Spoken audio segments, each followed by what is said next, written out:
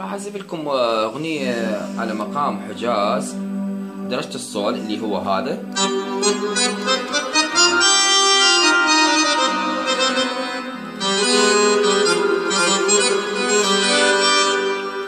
من أعزف أخلي أصابع شوي متقاربة على مود أشوف إذا هذا الخطأ هذا الإصبع هذا رأسا يعني يحس بالخطأ مالته يحاول يصلحه.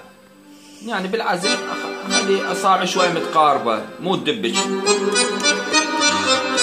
أشوف عازفين محترفين عود على أساس يطلعون حفلات وهم يسوون هيك، ما يخلون مزج يعني شوي نوع من المزج بالحركات مالت الأصابع.